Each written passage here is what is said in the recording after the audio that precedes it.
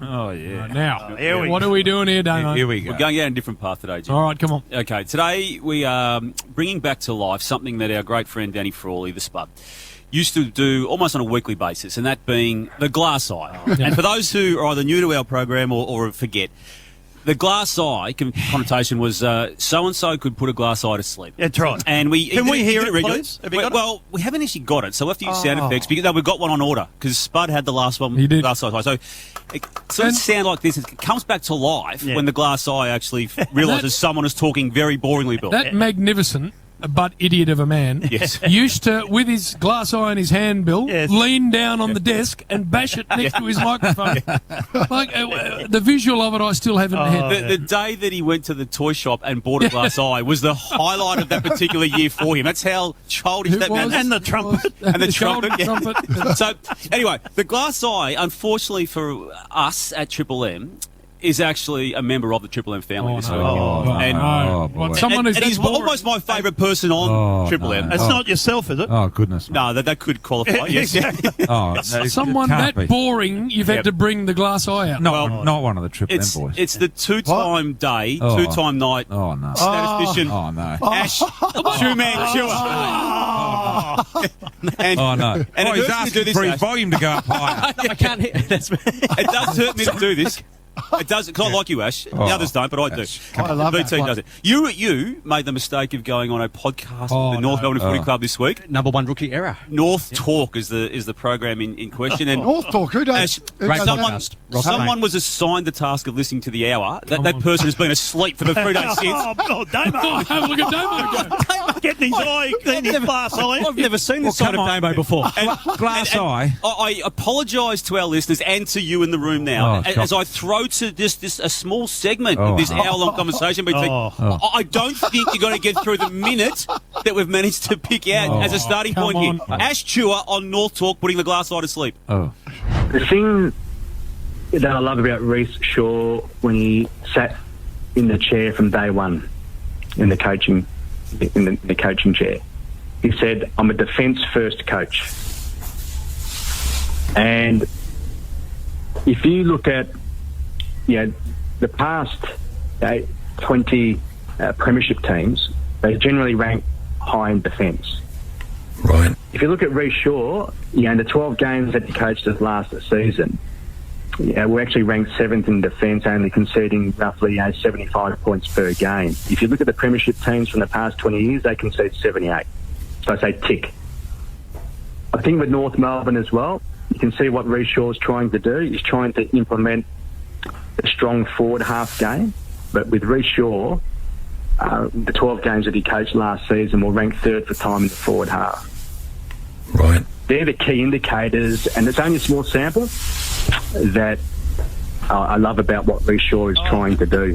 Jeez. Wow. Great stats, by the way. That was 1 minute of 68 minutes on this particular podcast. Small sample. He's coached one game. As you know, when we're promoting these things, you pick out the best highlight. That was it. Now, unbeknownst to us and our listeners, Ash has got a different side to him too, Jim. Now, as you're about to hear, and the glass eye will be stirring again in a moment, he once hosted a music show. No. I also had my own sports music show on a Saturday afternoon. Sports music? Summers, and that was great. Yeah, it's called Chewer the Fat. Chewer the Fat, and there are a couple of greatest hits cassette tapes going around. I know Christian Wallace has one of them. Wow. And it was really good fun. Wow. Chewer the Fat. It gets better, BT. No, there's not more. You've intimidated Ash every single day he's worked on this show. He was so intimidated by you that he's still affected by the very first time he walked into the Triple M box. I did one game for Triple M in 2001. And I remember the calling team. It was BT, Steve Quartermain, Sam Newman and Dermot Brereton.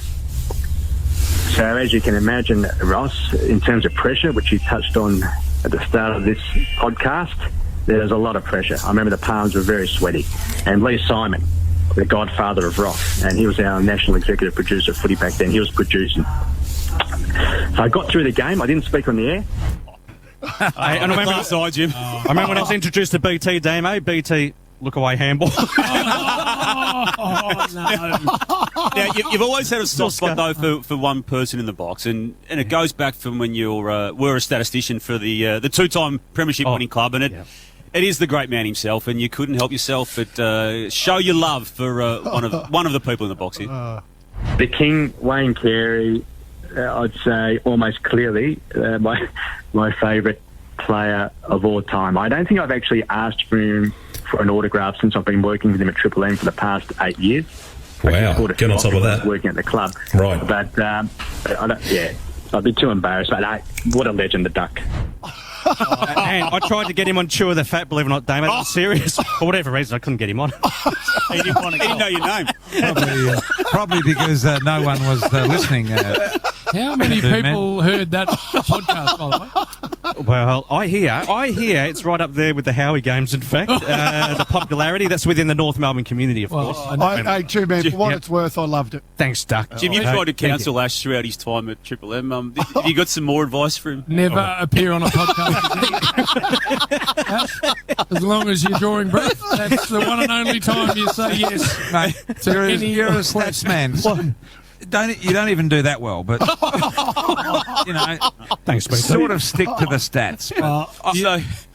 What we've got now is actually someone's been listening to this interview and has dialed in 133353 style, wants a piece of Ash. Hello, who have we got on the line? Who we got? Hello, JB. Hey, Reece Shaw! Reece. I might have to get an autograph. Hey, now, Reece, surely you didn't have to sit through an hour of that crap.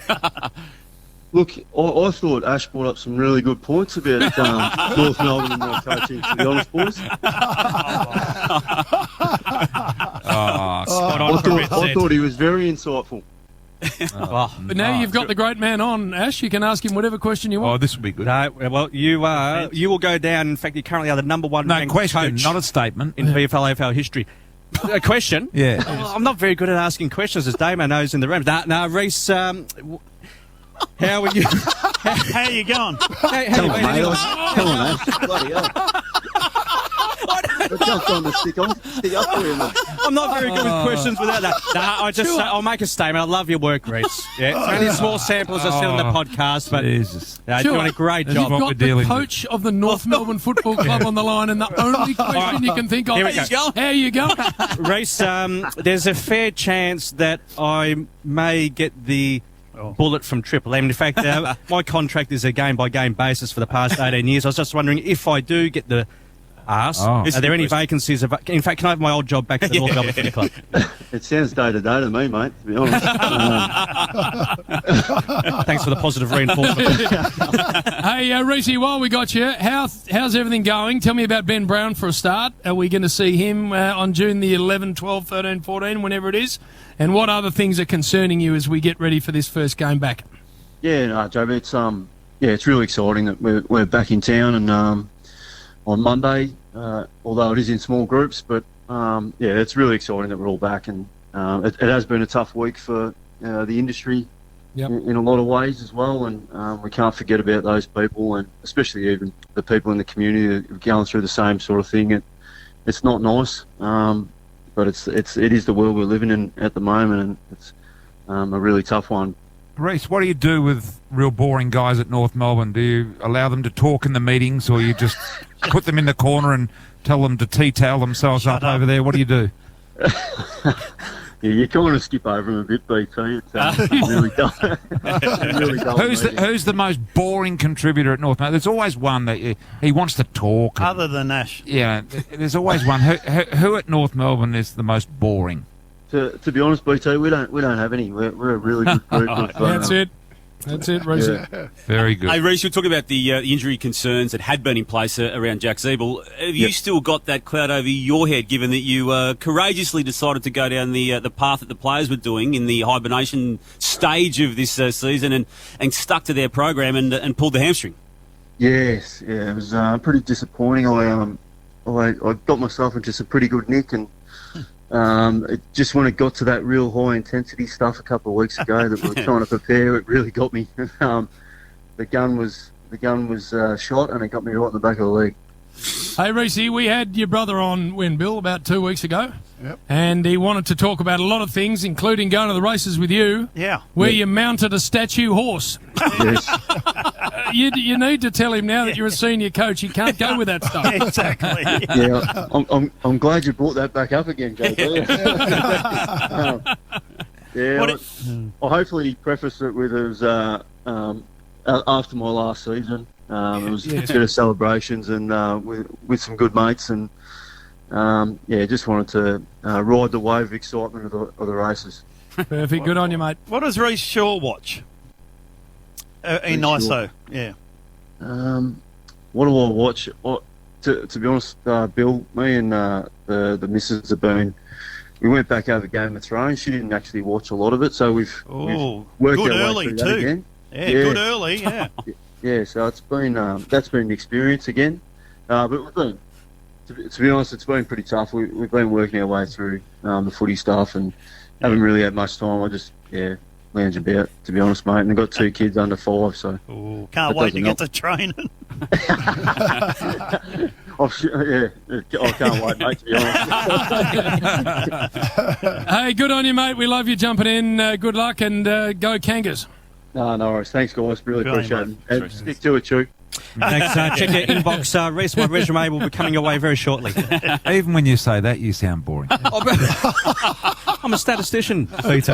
Only speaking numbers. What about, well done, Ash. And stick to it. he gets the coach on, and the only question he can think of to ask is, how are you? How you going? I can't ask questions on the spot. We could have got. Why Need to did we be get prepared. Snot Pendlebury on? Scones. Pendlebury. 1 333 53 fat quiz time. Oh, yes! I like the 2 man. Here we go. Well done, Shoes. Thank you.